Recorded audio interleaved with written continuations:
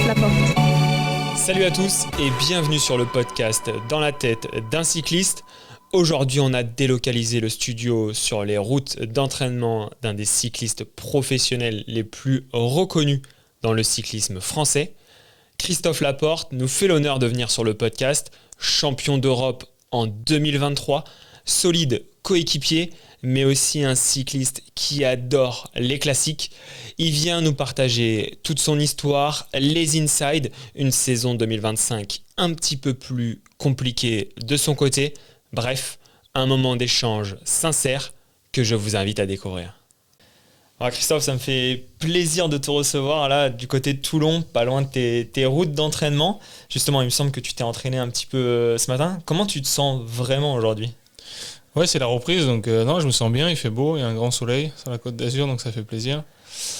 Et ouais, je sors de vacances, donc je peux que me sentir bien, j'ai bien profité avec la famille et tout ça, donc non, on reprend le vélo doucement. Bon, ça me fait vraiment, sincèrement, ça me fait plaisir de te recevoir parce que on a envie d'aller chercher cet univers du cyclisme du haut niveau. Tu roules avec la team Jumbo-Visma, on va essayer de comprendre un petit peu tout ce qui se cache derrière le quotidien d'un cycliste pro, parce que c'est vrai que c'est un sport qui reste très médiatisé. Donc nous, on vous voit sur un Paris-Roubaix, on se dit ah là, ça a l'air incroyable, mais en même temps, je me dis il y a peut-être un envers du décor qu'on veut montrer justement à toute cette communauté. Pour commencer ce podcast, j'aimerais vraiment comprendre un petit peu pourquoi aujourd'hui tu es sur un vélo pratiquement toutes tes journées. Qu'est-ce qui fait que tu as découvert le vélo ? Est-ce que ça a été très jeune ou c'est venu un petit peu plus tard au niveau de l'adolescence ? J'ai toujours fait du vélo, mon père faisait du vélo, mon frère faisait du vélo aussi, donc j'ai un peu suivi la famille. Et, j'ai commencé les compétitions vraiment jeune, à 5-6 ans, donc j'ai toujours fait du vélo, donc ça me paraît normal pour moi de faire du vélo, des courses de vélo. J'ai commencé par le VTT d'abord et ensuite la route, j'ai un peu jonglé entre les deux et finalement je me retrouve sur la route depuis voilà, bientôt 15 ans et 12 ans de professionnel. Et c'est le seul sport que tu as pratiqué ou alors tu vois, tu as touché un petit peu à tous les sports à un moment donné, tu t'es posé des questions Non, du coup, j'ai pas trop eu le temps de toucher à tous les sports et ça m'a plu directement. Donc voilà, comme j'ai dit, j'ai suivi un peu la famille et j'ai pas senti le besoin de faire d'autres sports en particulier. J'en ai fait un peu en loisir. Voilà, on en fait à l'école et tout ça, au collège et pour m'amuser, mais j'ai pas eu le besoin d'aller voir ailleurs, on va dire. J'ai été fidèle au vélo parce que c'est quelque chose que j'aime beaucoup. Et cette passion du vélo, cette volonté d'aller dehors, de découvrir ce sport, tu vois, comme tu le dis, il y a l'aspect VTT et tout de suite la route. Comment t'expliques que ce sport, il y a eu ce coup de cœur ? Est-ce que c'est cette notion de voyage ? Est-ce que c'est cette douleur particulière que tu retrouves dans les jambes ? Qu'est-ce qui t'a amené dans des journées difficiles, même plus jeune, à dire ok, je pars quand même sur mon vélo et je vais y aller ? Bah, c'est dur de savoir, mais premièrement en VTT, ce qui me donnait envie d'aller faire du vélo, c'est m'amuser dans les descentes. Voilà, même quand je m'entraînais pas, je passais souvent du temps avec des copains à faire des bosses dans la colline et tout ça. Donc c'était plus le côté jeu qui était là en priorité dans la tête. Et au fur et à mesure des compétitions et quand on grandit, forcément il faut s'entraîner pour avoir des résultats. Et j'ai toujours aimé la compétition et j'ai toujours voulu avoir des bons résultats et donc voilà, là le côté performance rentre un peu plus en jeu. Il faut aimer aussi se faire mal et se dépasser, et c'est quelque chose que j'ai apprécié sans m'en rendre compte finalement, parce que voilà, c'était pas une corvée, donc ça veut dire que j'aime ça, sinon j'en serais pas là. Et voilà, en grandissant, vieillissant, on se rend compte que voilà, c'est quelque chose qu'on a besoin aussi, se dépasser, et voilà, se faire mal sur un vélo, quoi. Au final, je me rends compte que ça arrive très jeune chez toi, l'amour du vélo, et on va venir au fur et à mesure du podcast sur les différentes épreuves que tu as pu passer, les différentes victoires que tu as connues aussi dans ta carrière. Mais j'ai envie de cerner un petit peu, tu vois, cette bascule au monde professionnel. Quand est-ce que ce rêve de se dire ok, je peux vivre de ce sport, je peux faire ça au quotidien, tu vois, pour qu'on puisse comprendre aussi un petit peu comment les bascules peuvent se faire. Donc la première question que j'ai envie de te poser, c'est est-ce que toi tu as continué tes études ? Est-ce que la partie professionnalisation est arrivée très très jeune et t'as poussé du coup à t'investir à 100% sur le vélo ? Comment ça s'est un petit peu agencé pour arriver jusqu'à cette professionnalisation ? J'ai pas vraiment le souvenir de me dire je veux être cycliste professionnel, quoi. Okay. Voilà, comme je l'ai dit, j'ai fait ça pour m'amuser, pour aller chercher des performances, des résultats un peu pas au jour le jour, mais sur le moment, quoi. très vite, j'ai fait des compétitions nationales en VTT. On se retrouve très vite à faire des Coupes de France et tout ça. J'avais des résultats, des bons résultats, mais je n'étais pas le meilleur dans mon domaine non plus. Donc voilà, c'était un plaisir, un jeu. Okay. Et voilà, arrivé vers les juniors, donc 17 ans environ, moins de 18. Et on commence à penser un peu maintenant, ok, en espoir, on arrive à la fin, on passe le bac et après il faut aller, voilà, moi je suis allé en STAPS personnellement. Et là j'ai basculé sur la route et on se dit ok, il faut un investissement encore plus important. Voilà, l'investissement doit augmenter au fur et à mesure des années. Et sur la route, voilà, à mon époque c'était un monde quand même beaucoup plus professionnalisé que le VTT. Okay. Voilà, même si maintenant le VTT est vachement professionnalisé, mais à mon époque c'était beaucoup moins. Et sur la route, j'ai commencé à avoir des résultats et à me dire ok, peut-être je peux passer professionnel si les résultats viennent, mais ça n'a jamais été une fin en moi, disons. Okay. Et je me suis dit si ça doit venir, ça viendra. Ouais, donc c'est vraiment la notion de, comme tu dis, de résultat qui a poussé à ça, et c'est les opportunités du coup qui sont venues à toi au fur et à mesure des résultats, ou c'est vraiment à un moment donné tu as eu ces fameux résultats et tu as dit ok, je vais aller démarcher des équipes. Comment ça se passe un petit peu après? Étant donné de ma démarche, disons que je me disais pas je veux passer professionnel, c'est plus les opportunités qui sont venues à moi avec les résultats. Je me suis jamais dit il faut que je gagne là pour passer professionnel. Voilà, c'est des envies, j'avais envie de toujours progresser. Quand j'arrive à un certain niveau, j'ai envie de gagner, j'aime bien avoir des résultats et quand ils sont là, le reste vient pour gravir les échelons petit à petit.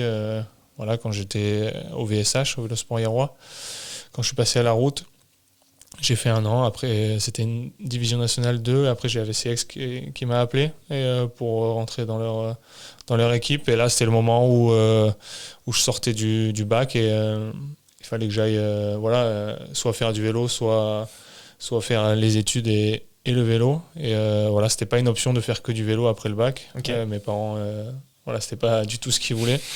Et moi non plus, d'ailleurs, j'avais pas envie de faire que ça. C'était, comme je le dis, je le répète encore, mon époque était beaucoup moins professionnalisée que maintenant. Donc voilà, en junior, on était quand même plus... voilà, on s'entraînait un peu moins, c'était différent. Ouais. Et on avait plus de temps aussi pour profiter, pour aller à la fac et tout ça. Et ensuite, j'ai été contacté par Cofidis. J'ai été stagiaire à la Pomme ma première année à Aix. Okay. Donc là, je me suis dit, ok, ça s'éclaircit quand même de plus en plus. Il y a des chances que ça fonctionne.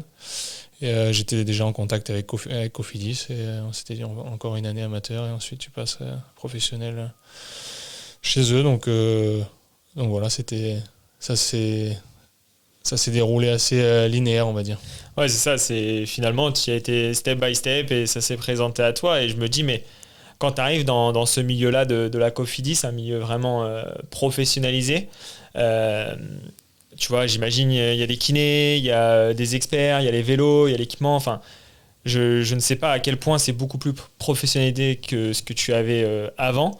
Quelle est ta première réaction? Quelle est ton approche? Une fois que tu as atteint ce monde-là, tu te dis ok, bah, je vais voir, et tu continues un petit peu dans cet état d'esprit de se dire bah, je verrai ce qu'il y a après, ou alors là ça te donne des nouvelles idées? Ouais, déjà, je passe de la VCX à Cofidis. La VCX, c'est un groupe de copains qui voyagent dans un crafter et qui fait 10-12 heures de route voilà, tous les week-ends pour aller sur des courses, sachant qu'il n'y a pas beaucoup de courses dans la région. Donc on voyageait beaucoup à travers la France. Et je passe de ça où voilà, et je me régalais parce que tu es content, tu rejoins tes copains, tu vas en course. C'était pas une corvée, quoi. Maintenant, si on me dit qu'il faut faire 10 heures de voiture pour aller à une course, je pense que ça va être compliqué. Et je passe de ça à Cofidis, une structure qui fait le Tour de France. On arrive directement sur des stages en décembre, par exemple. On fait un stage même en novembre, plutôt médical. Et après en décembre, stage d'entraînement, où il y a des coureurs qui ont fait le tour, qui ont fait des résultats sur le tour. Donc c'est de suite beaucoup plus impressionnant. Il y a une trentaine de coureurs. Sur un stage, il y a, je pense, une vingtaine de staff aussi. Donc c'est plus la même chose. Ouais. Le côté familial est un peu parti, même si à l'époque c'était quand même plus encore moins professionnalisé aussi. Même le monde professionnel était moins professionnalisé que maintenant. Donc voilà, c'est quand même une grosse différence.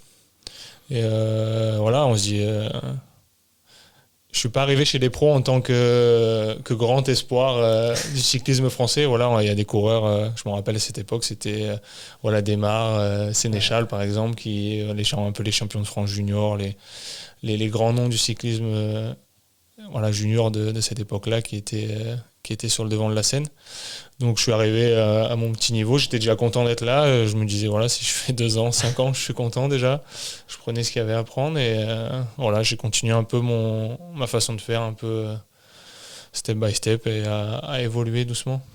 Et ta place au sein d'un peloton, parce que c'est vrai que moi, du coup, je suis aussi ta carrière, donc je vois un petit peu le rôle que tu peux prendre en fonction de chaque course. Et on a cette volonté de mettre aussi de la culture dans un sport qui peut paraître individuel pour les amateurs et très collectif au final dans le monde professionnel. Toi, au sein d'un peloton, quand tu arrives à la Cofidis comme ça, est-ce que tu es l'homme à tout faire, tu ramènes les bidons ou alors tu es déjà placé comme favori sur certaines étapes? C'est quoi un petit peu le cheminement qui va se faire sur ton rôle? Non, surtout à cette époque-là, les néo-pros, ils arrivent, ils font ce qu'on leur dit, quoi. Ouais. C'était une époque différente. Maintenant, les néo-pros arrivent, ils sont déjà à un niveau incroyable et ils sont déjà compétitifs. Mais cette époque-là, c'était un peu différent. Et voilà, on arrive en tant qu'équipier, on fait ses marques, on doit faire ses preuves. Et voilà, on amène les bidons, on place les coureurs, on place les équipiers et on fait son travail. Et au fur et à mesure, plus on arrive à faire du travail longtemps, et le travail évolue. Enfin, comment on est vu dans l'équipe évolue, son statut de l'équipe évolue. Okay.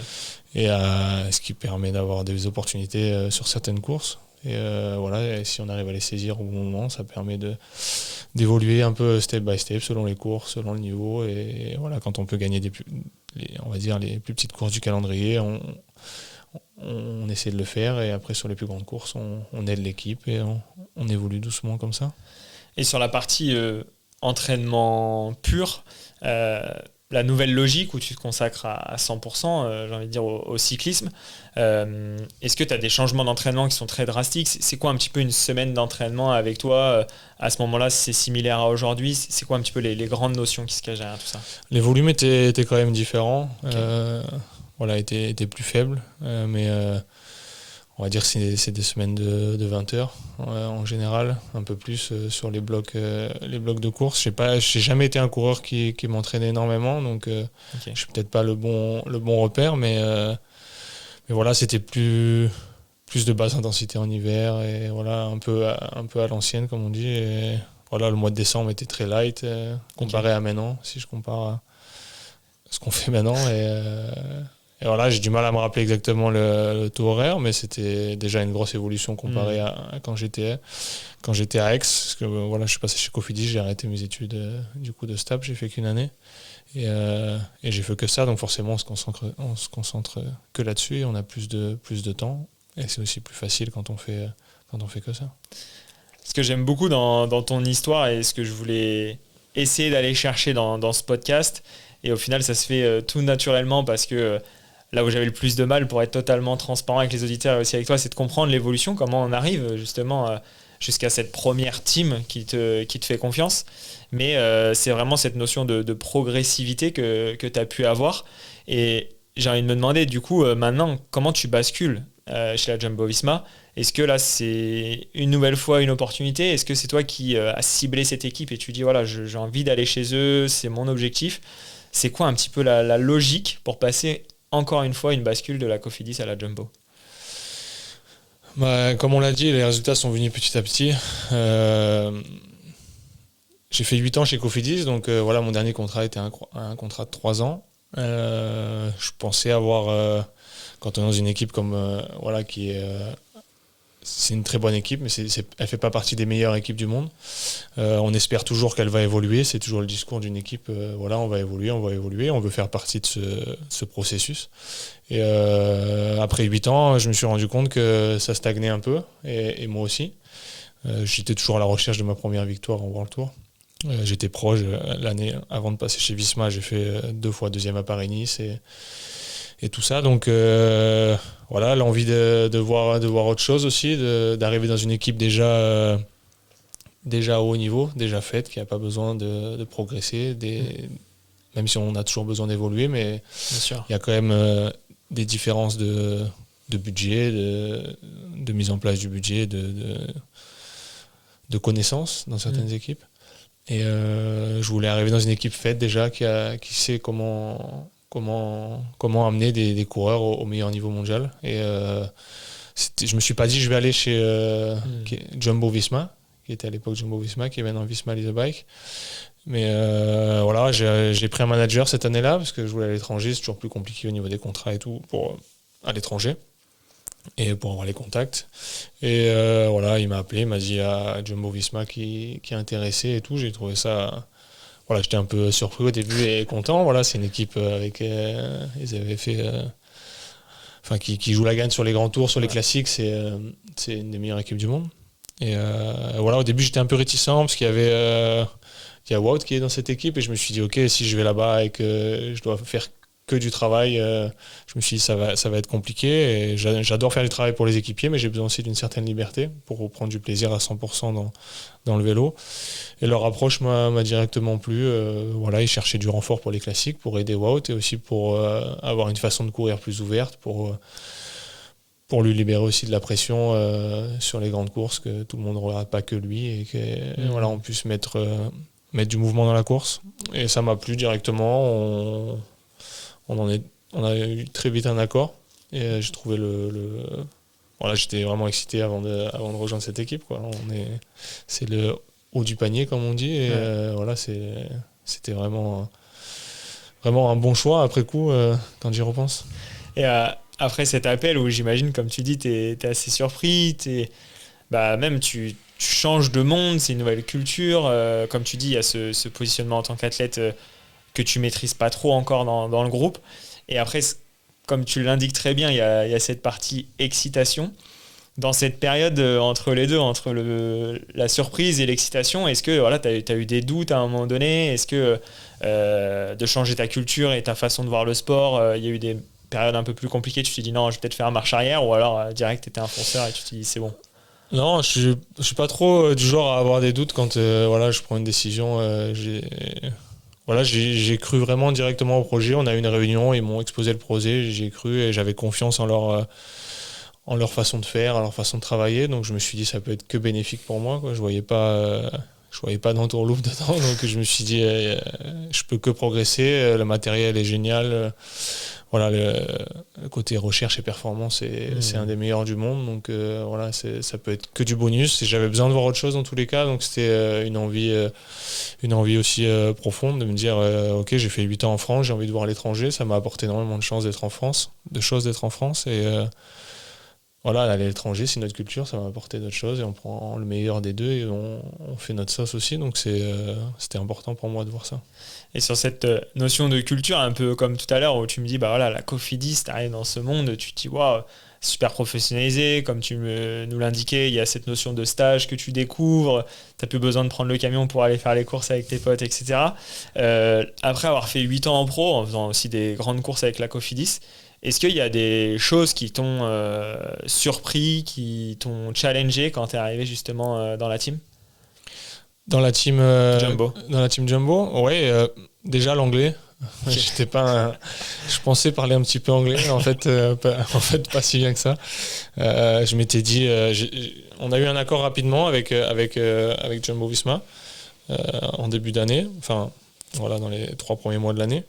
Et je me suis dit, j'ai le temps, je travaille un peu mon anglais. Quand je suis arrivé en stage, j'ai compris que c'était pas ça. Donc voilà, c'était le premier gros challenge. Et l'équipe, l'environnement était vraiment facile à intégrer. Les coureurs, pourtant avec des grands noms. Hein. Je veux dire, quand je suis rentré, il y avait Primož Roglič, c'était le potentiel vainqueur du Tour, Wout van Aert, Jonas qui était là, mais qui n'était pas encore... il venait de faire 2e au Tour, mais il n'était pas encore le coureur qu'il est maintenant. Voilà, on arrive, on a un peu de... Voilà, on se met un peu en arrière, on regarde ce qui se passe et tout le monde était très ouvert, le staff et les coureurs. J'ai été vraiment bien accueilli. C'est un peu la peur qu'on peut avoir, on sait pas comment ça va se passer. On est étranger, mais voilà, on voit qu'ils ont l'habitude d'accueillir plus d'étrangers. C'est une équipe un peu plus internationalisée que Cofidis, donc voilà, c'était vraiment la seule un peu appréhension que j'avais en arrivant là-bas. Et le quotidien d'un cycliste pro, parce que là, au final, on est sur tes routes d'entraînement. On enregistre du côté de Toulon, pas très loin de chez toi. Tu t'entraînes aussi un petit peu dans le coin ici. Et en même temps, on se dit, voilà, c'est une équipe qui est basée à l'étranger. Il y a le Tour de France, il y a tout ça. C'est quoi un petit peu le quotidien que toi, tu as? Est-ce que tu es souvent chez toi? Il y a souvent des jours de déplacement, il y a souvent des jours d'entraînement en commun avec la team. C'est quoi un petit peu sur une année, quoi? J'ai jamais fait le calcul, mais à mon avis, je suis parti plus de la moitié de l'année. Donc Ok. voilà, c'est beaucoup. Donc à mon avis, plus de 180 jours dans l'année. Surtout, c'est ce qui a évolué aussi chez Visma, les stages d'altitude. Un stage d'altitude, faut savoir que pour eux, c'est intéressant à partir de 17 jours. Donc il faut partir au moins 17 jours. Ce qui fait voilà, pas loin de 3 semaines. Ça m'était jamais arrivé avant. On en fait au moins deux dans l'année avec un rappel quand on prépare les classiques et le tour. Donc ça va très vite. On arrête la saison en octobre, on fait un stage voilà, du 7-10 jours en décembre, en janvier. Entre les périodes de stage et de course, je suis à la maison. Mais voilà, on va dire que là où je suis plus à la maison, c'est en décembre et janvier. Ensuite, ça s'enchaîne vachement avec les courses et il y a une petite coupure après les classiques, mais ouais, je passe plus de temps avec l'équipe qu'avec ma famille. Ouais, j'imagine que cet équilibre doit être quand même assez complexe à trouver. On reviendra sur cette année 2025, mais si on prend les autres saisons, justement les courses que tu vas faire, tu les connais en tout début de calendrier ou alors ça vient au fur et à mesure avec la montée de forme, etc. Ça dépend aussi un peu de... Voilà, quand j'arrive dans l'équipe, mon statut est pas bien précis, même si je sais que je vais faire les classiques. Quand j'arrive dans l'équipe, on me dit les classiques, c'est la priorité et éventuellement le tour. Et voilà, et généralement, on est 8 sur le tour. Ça c'est sûr, mais il y a toujours une place ou deux qui sont un peu à définir selon l'équipe et selon le niveau de chacun. Et on voit après, il m'avait dit, selon les classiques et tout ça, on avisera quel coureur on met. Je me suis retrouvé à faire le tour la première année, mais maintenant mon statut est un peu plus défini dans l'équipe et j'ai mon programme. Là on en discute maintenant, ce sera fixé. Okay. Sera fixé au mois de décembre et on essaie de s'y tenir au mieux. Si on ne s'y tient pas, c'est qu'il y a un souci quelque part, une maladie ou une méforme. Et souvent, c'est plus les maladies qui créent la méforme. Et en préparant ce podcast, j'ai lu pas mal d'articles sur justement le retour de soit l'équipe sur toi, soit certains cyclistes qui sont dans la team. T'es un peu considéré comme le coéquipier parfait, celui qui va se sacrifier, prendre le vent. En plus, t'es quand même assez grand aussi de gabarit. Ça fait quoi d'avoir un rôle clé comme ça sur certaines classiques? Quand on roule pour quelqu'un, tu te mets dans quel état d'esprit finalement? Bah c'est gratifiant, je trouve, quand on court. On est cycliste, on court pour gagner des courses et il y a certaines courses qu'on ne peut pas gagner soi-même. Donc voilà, les gagner en tant qu'équipe, c'est quelque chose que j'aime beaucoup, être un peu décisif dans la course et pour son équipier qui peut remporter la victoire, c'est quelque chose que j'aime, avoir un objectif au départ de la course. Quand on est sur le départ d'une étape de montagne du Tour, quand je suis chez Cofidis, on n'a pas vraiment de leader pour le classement général. On a un objectif, c'est de rallier l'arrivée. Quand on est chez Visma The Bike, on a du boulot à faire et c'est excitant et c'est quelque chose de nouveau et ça passe mieux aussi mentalement quand on est prêt à souffrir et à faire la course pour ça. Et ouais, j'adore vraiment avoir les deux rôles, avoir ma liberté sur certaines courses et aider l'équipe d'un autre côté. Et ça permet d'avoir des objectifs un peu tout le long de l'année sur un peu toutes les courses. Justement, à un moment donné où tu as couru pour toi, et je voulais revenir sur ce moment assez fort, c'est quand tu deviens champion d'Europe en 2023. Là, tu lèves les bras à l'arrivée. Si je devais revenir sur ce moment, l'arrivée, j'adore aller chercher, c'est un petit peu... Je sais que c'est toujours un petit peu compliqué de mettre des mots dessus, mais tu ressens quoi quand tu passes cette ligne d'arrivée, que tu deviens champion d'Europe? Est-ce que tu le ressens tout de suite? C'est quoi un petit peu les sensations si on devait être avec toi ce jour-là en 2023? C'est toujours dur à expliquer ces sensations. C'est ce qu'on recherche quand on est sportif en général. Hein. Mais voilà, déjà c'était une course à suspense. J'étais tout seul devant pendant 12 km. Le groupe de derrière était vraiment proche. Quand on est devant, même si on a beaucoup d'avance, on ne sait jamais si on va gagner tant qu'on n'a pas passé la ligne. Et là encore plus. Donc Ouais, ça a été un peu l'ascenseur émotionnel parce que j'avais un peu d'avance et ils reviennent sur moi à 100 mètres de la ligne. Au final, j'arrive quand même à rester devant. Donc c'est même dans ces moments-là où c'est encore plus exaltant, j'ai envie de dire, parce que quand on croit que ça va le faire, finalement non, finalement oui. Donc c'est un peu extra. Quand je passe la ligne, je me rends pas vraiment compte. Je sais que j'ai gagné la course, mais je me dis pas je suis champion d'Europe, quoi. Je suis super content d'avoir gagné la course. Et voilà, quand on lève les bras, ce que j'aime, c'est qu'on passe la ligne, on lève les bras, on sent plus rien. Mais voilà. Par contre, quand on les repose et qu'on là, on s'effondre. Donc voilà, sur le moment, on a un peu une dizaine de secondes voilà, de folie où on profite, on relâche tout le stress, la pression. Et après, quand ça retombe, voilà, faut respirer un peu, faut se poser et on peut se rendre compte un peu. Voilà, on se dit champion d'Europe, donc je me dis punaise, je vais avoir un maillot distinctif toute l'année, c'est énorme. Voilà, on pense à plein de choses, quoi, à sa famille, tous les sacrifices qu'on fait, c'est aussi pour ces moments-là.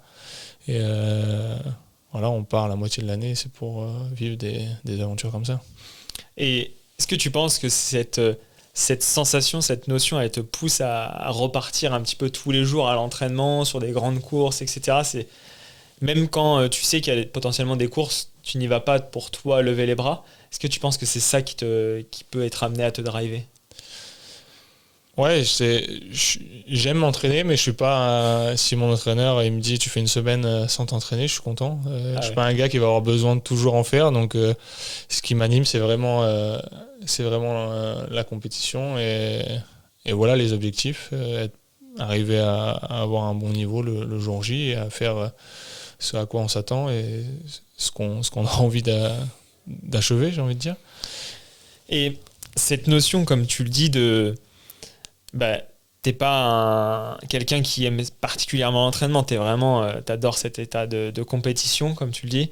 J'ai envie de revenir sur l'année 2025, qui a été une année assez compliquée pour toi, pour le coup, où là, il n'y a pas eu cette partie compétition sur une première partie de saison. Déjà, pour que les auditeurs et auditrices ils nous comprennent, sur cette saison 2025, qu'est-ce qui s'est passé un petit peu pour toi? J'ai eu un virus que j'ai eu fin janvier. Donc j'ai eu un très bon hiver jusqu'à fin janvier en sortant du stage d'équipe de janvier à la maison. Je suis tombé un peu malade, je pensais à un rhume normal, 3-4 jours. Je fais une petite coupure, je reprends, ça allait pas top. Je charge un peu pour me dire c'est rien, c'est un petit virus, ça va partir. Et là je tombe vraiment plus malade, pas mal de fièvre pendant plusieurs jours.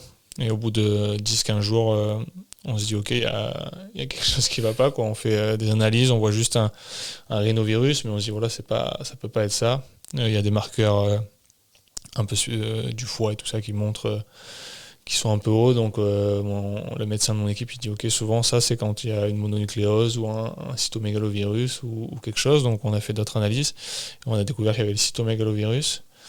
On se dit pas que ça va durer 5 mois. On se dit voilà, c'est un peu plus embêtant, ça peut être un peu plus long, mais ça dépend de chacun et tout ça. Donc on prend un peu au jour le jour et il s'avère que ça a mis beaucoup de temps, énormément de temps. J'ai quasiment 1 mois et demi, 2 mois où je peux vraiment pas faire grand chose, même marcher 20-30 minutes c'est compliqué. Donc ça a été une période très difficile, j'ai jamais eu de soucis comme ça dans ma carrière, de blessures graves ou autres. Donc on se rend compte que quand on fait pas de sport, on peut pas profiter même. J'ai 2 enfants et même profiter avec eux, ça devient dur parce j'avais des maux de tête, de la fatigue, un peu la grosse fatigue, quoi. Et un peu toute la vie devient un peu plus compliquée, quoi. Et on arrive à un moment où on repousse les objectifs pour les classiques. Je devais aller en altitude, j'y vais pas. On repousse les courses, et on voit que ça va pas, donc on a un peu arrêté de repousser ça, et la priorité c'était de retrouver surtout la santé déjà, en premier lieu. Et c'est arrivé fin janvier, j'ai recommencé à m'entraîner au mois de juin, donc ça a duré un moment, enfin à m'entraîner, on va dire, à faire 1 heure de vélo un jour sur 2 pendant 15 jours, puis 2 heures, donc ça a repris vraiment doucement. Et ça arrive... Ça veut dire que j'ai loupé un peu toutes les courses les plus importantes, les classiques, le Tour. Et j'ai pu reprendre après décemment le vélo, m'entraîner correctement et reprendre la compétition. Et je me rends pas compte à quel point ça peut avoir un impact, mais enfin, ce qui te drive, c'est de faire du vélo tous les jours, c'est ton métier, il y a cet esprit aussi de collectif, comme tu le dis, même ça a un impact sur la famille, tu peux pas profiter à ce point-là, etc. Est-ce qu'il y a un moment donné où tu te projettes et tu dis bon ça va revenir, ou il y a des moments où tu dis mais en fait c'est quoi la suite, c'est quoi un petit peu les montagnes russes émotionnelles que tu peux avoir et qui se cachent finalement derrière ce sport de haut niveau, parce que là comme tu le dis toi ça a été une maladie, il y en a d'autres c'est des gros crashs qu'ils ont pu subir, enfin il y a vraiment cette face cachée aussi qu'on nous on veut montrer aux auditeurs et auditrices de ce haut niveau où on voit pas ce qui n'est pas montré à la télé finalement quoi. Ouais, on disparaît des écrans pendant un moment, donc c'est sûr que je suis pas un grand communicant non plus, donc j'ai pas énormément communiqué là-dessus. Tout le monde se demandait un peu ce qui m'arrivait. Mais oui, on passe. Voilà, il y a plusieurs phases. Au début, on veut vraiment recourir, se rentraîner, et au bout d'un moment, enfin personnellement, je pensais juste à retrouver la santé, avoir une vie normale et profiter de la vie sans cette fatigue, sans ces maux de tête. Ouais. Et à un moment donné, on se dit ça va jamais. Quand ça dure vraiment longtemps, on demande au médecin mais qu'est-ce que je dois faire, et c'est un virus, donc il y a rien de spécial à faire, il n'y a pas de médicamentation, il y a rien de spécial. Enfin, pour mon cas, il n'y avait rien de spécial. Et on attend juste que ça revienne. Et on est un peu dépité parce que voilà, on a une vie très rythmée en général. On a nos entraînements, on profite de notre famille, on a des dates devant nous, des dates de stage, des dates de course. Et là, on se retrouve le matin, on se lève, on sait pas trop ce qu'on va faire. On espère chaque matin se sentir mieux et pouvoir faire quelque chose, mais c'est pas toujours le cas. Donc c'est une période compliquée que j'avais jamais vécue, et voilà que si on m'en avait parlé avant que ça m'arrive, j'aurais certainement sous-estimé, et je me rends compte que c'est des périodes difficiles. Et voilà, heureusement que j'ai une famille, une femme très proche et très voilà, qui m'ont soutenu pour ça, sinon ça aurait été vraiment compliqué. Je me dis, un jeune qui a ça, qui débute sa carrière, ça peut être très difficile, surtout que les jeunes commencent de plus en plus tôt aussi, donc avoir un cercle familial d'amis, c'est voilà, faut se le créer, et voilà. Et justement, tu vois, il y a cette notion où tu te dis, le vélo, je trouve, mais les sports d'endurance en général, c'est quand même des sports ingrats, où quand tu arrêtes et tu reprends, tu te dis, wow, j'ai arrêté 15 jours ou un mois, là c'est compliqué. Là, tu vois, il y a vraiment une période très longue d'arrêt. Quand tu reviens à l'entraînement, est-ce que tu te projettes? Parce que là, les auditeurs, auditrices qui découvrent ton histoire, pour ceux qui te suivent, etc., connaissent aussi la fin de saison, mais enfin, moi, je me dis, pendant 5-6 mois, tu roules pas, tu es quand même au haut niveau, où il y a des gars qui ont roulé pendant ces mois-là. Est-ce que toi, tu te dis que tu peux retrouver très vite le haut niveau? Est-ce que tu prends du plaisir à l'entraînement, ou alors ça dure un petit peu de temps, quoi? Ça a duré du temps, ça a duré longtemps. Au début, quand ça va mieux, on a envie d'en faire, et on voit des 2 heures sur le planning, et on se dit, j'aimerais faire plus, quoi. Mais 2 heures, quand on n'a rien fait pendant 4-5 mois, c'est déjà un bon petit entraînement. Donc ça fait 20 ans que je fais du vélo, et j'ai jamais arrêté aussi longtemps de faire du sport. Donc je savais pas ce que c'était de repartir vraiment de zéro. Le maximum que j'ai arrêté, c'est 5 semaines, même peut-être 6, mais sans arrêter le sport complet, juste arrêter le vélo. Et là, on repart d'assez loin. J'ai pris un peu de poids. J'ai un cardio, je monte un pont d'autoroute, j'ai le cœur qui monte. Voilà, je fais 1 heure de vélo, je suis déjà assez fatigué. Donc c'est pas des choses qu'on a l'habitude. On a beaucoup de repères en vélo, la puissance, la vitesse. Ouais. Donc c'est aussi pas facile, mais ça s'améliore progressivement. Forcément, je me dis, j'ai envie de retrouver mon niveau. L'envie est là, mais je me dis, je vais le retrouver. Je peux pas me dire, je vais le retrouver, j'en suis pas certain. Donc voilà. C'est des doutes, mais voilà, on a envie de le retrouver, donc on fait tout ce qu'on peut faire, c'est faire le maximum pour le retrouver. S'il revient, tant mieux, mais on ne pourra pas en faire plus dans tous les cas. Et cette notion de remettre de l'intensité, de reprendre du plaisir sur des sorties longues, de se dire, tu vois, je comprends bien cette notion d'échéance avec des dates, comme tu disais, de stage, mais aussi des dates de course. Là, tu nous dis, en fait, toutes les dates de course, on les a repoussées, on a dit, il faut retrouver la santé. Là, à ce moment-là où tu dis, voilà, j'ai retrouvé la santé, j'ai repris le vélo, est-ce que tout de suite, il y a cette notion avec le staff de se dire, on va remettre une compétition, ou alors ça prend un petit peu de temps et tu te voyais faire une saison de 2025 complètement blanche? Dès qu'on a pu, on a essayé de recaler une date rapidement. C'était important pour moi aussi, parce que je sais que, voilà, comme je l'ai dit, j'ai 2 enfants. À la maison, c'est dur de faire des grosses charges, voilà, avec la récup, faut s'occuper des enfants, bien manger. Et quand on est à la maison, c'est plus difficile. Et aussi l'envie de retrouver l'équipe, de me remettre dans le rythme du vélo. Au mois de juin, par exemple mai-juin, je me suis dit, je vais faire une saison blanche, quoi. Ça va être compliqué. Et quand ça revient directement, la motivation, elle décuple et on se dit, ok, j'ai envie de faire des stages, j'ai envie que ça revienne le plus vite possible. Et donc on a planifié un stage à Tignes. Ok. Et voilà, j'ai jamais été aussi content de partir en stage avec l'équipe. C'était les vacances. C'était juste, voilà, dès que je suis arrivé là. Au début, ça fait bizarre, quoi. Je les ai quittés pendant. Voilà, la dernière fois que je les avais vus, c'était au mois de janvier. Mais, donc, ça fait drôle, ça m'était jamais arrivé avant. On arrive là, on est un peu. On comprend pas trop ce qui arrive. Et après 2 jours, on a l'impression qu'on n'est jamais parti, quoi. Et tu finis la saison par justement reprendre les compétitions. Il y a ce fameux Tour d'Hollande, il y a différentes courses que tu es amené à faire. Tu as eu des très belles performances, des très bons résultats. Comment ça arrive? Est-ce que ça te redonne un sursaut de motivation là, pour cette fin d'année et repartir l'année prochaine? Est-ce que tu l'as senti venir au fur et à mesure des semaines, la montée en forme et ce pic de forme finalement?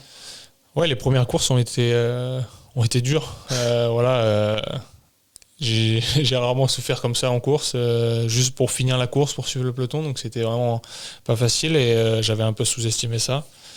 Parce que ça m'était jamais arrivé, donc je m'étais dit ok, je vais pas être à mon niveau, mais ça va aller. Et en fait, c'était assez dur, mais la progression s'est faite rapidement. J'ai commencé par une course d'1 jour et j'ai direct enchaîné sur une course de 5 jours au niveau World Tour, donc c'est sûr c'est le meilleur niveau mondial, donc c'est les courses les plus dures, mais c'est vraiment ce que je voulais aussi pour me confronter aussi au meilleur et m'aider à progresser. Et j'ai vu mon niveau s'améliorer de week-end en week-end. À l'entraînement, on a aussi les valeurs qu'on voit s'améliorer. Et j'ai fait j'ai fait des tests et j'ai vu que c'était plutôt bon. Donc voilà, ça m'a aidé à me rassurer, à me dire ok, je peux courir pour faire quelque chose, quoi, pour aller chercher un résultat. Donc moi, dans ma tête, au fond de moi, je savais que je voulais être performant autour de Paris-Tour et voilà, Binche, Paris-Tour, ces courses-là, le Tour de Hollande. Et arrivé à ce moment-là, c'était le cas, donc j'étais satisfait. Franchement, j'aurais pas cru si on m'avait dit ça durant l'année. Après, on veut toujours plus quand on y est. On se satisfait jamais d'une 2e place ou autre, mais avec du recul, on se dit c'est bien, mais sur le moment, on se dit punaise, j'aurais aimé gagner. Mais juste le fait d'avoir retrouvé mon niveau, c'était vraiment important avant de débuter la saison prochaine. Déjà faire une vraie coupure et se dire ok, je coupe avec le niveau et je vais m'entraîner, je vais retrouver le niveau sans doute particulier. Et quand tu nous partages tout ça, tu nous parles de ton entraîneur, tu parles du médecin. C'est quoi un petit peu le staff performance qu'il y a autour de toi au quotidien ou alors sur les stages? Qu'est-ce qui se cache un petit peu dans cette bulle-là de performance? Alors on a un entraîneur prédéfini, chaque coureur a son entraîneur. On a un médecin d'équipe voilà, qu'on contacte en cas de maladie ou autre. Et voilà, pendant cette période, c'est vrai que j'étais énormément en contact avec le médecin d'équipe. Sinon, en fait, quand on l'appelle, c'est plus quand on a un problème, une maladie ou autre. Et j'étais en contact tous les jours avec mon entraîneur et je le suis comme toute l'année, j'ai envie de dire, même quand tout va bien. Et voilà, après l'équipe, il y a énormément de monde dans une équipe, mais voilà, il y a des entraîneurs, il y a des personnes qui sont plus dédiées à la performance, analystes. Voilà, je pense que Visma Lease Bike, c'est 120 employés, quelque chose comme ça. Donc c'est vraiment des grosses structures. Il y a beaucoup de marketing et tout ça aussi.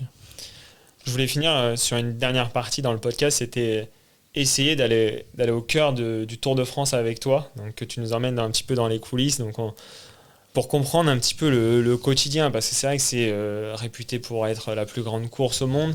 T'es français, tu fais partie d'une des équipes qui joue la gagne. Du coup, j'aimerais bien aller comprendre un petit peu les enjeux quand on part sur une course aussi longue. Est-ce que maintenant que tu l'as déjà vécu, tu vois, l'année prochaine, si tu te dis bah voilà, je repars sur le Tour de France, physiquement, mentalement, tu sais à quoi t'attendre, ou alors c'est quand même 3 semaines de course et tu sais jamais réellement ce qui va se passer? Les premiers tours, forcément, on ne sait pas ce qui nous attend. Mon premier tour, je ne savais pas ce qui m'attendait et je n'ai pas été déçu. Voilà. C'était vraiment, vraiment difficile. Mais maintenant, quand je débute un tour, je sais à peu près à quoi m'attendre. Il y a plein de paramètres inconnus, les chutes, les maladies ou autres, qu'on ne sait pas. Mais physiquement et tout ça, on sait à peu près à quoi s'attendre. Le tour, il est de plus en plus dur, j'ai envie de dire. Ça roule de plus en plus vite. Les parcours sont aussi de plus en plus durs. Mais ça grimpe doucement, donc c'est dur pour tout le monde aussi.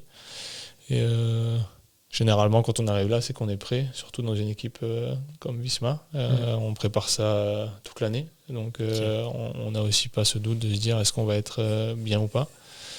On a confiance à 100% en notre préparation. Et ouais, c'est sûr que c'est une longue, longue aventure. C'est un mois parti encore de la maison, mais il faut savoir qu'on part souvent 3-4 jours avant le départ du tour, le mercredi. Et voilà, avec les jours de repos et tout ça, ça fait quasiment un mois. Donc c'est une longue aventure qui nous attend à chaque fois. Et je me rends pas spécialement compte, mais est-ce que la douleur, elle est présente tous les jours, la douleur physique, ou alors c'est sur des étapes très particulières? Et c'est de plus en plus présent tous les jours, quoi. Il y a tellement d'enjeux chaque jour que ça roule de plus en plus vite.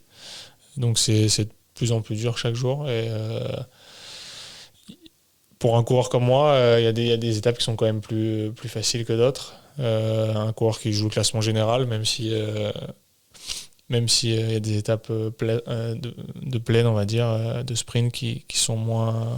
Il sera moins impliqué, mais c'est aussi du stress pour lui. Et, il y a un engagement physique chaque jour, mais on n'est pas à fond toute la journée. On fait pas un marathon tous les jours, quoi. Je veux dire, on fait pas un chrono tous les jours où on se donne à fond.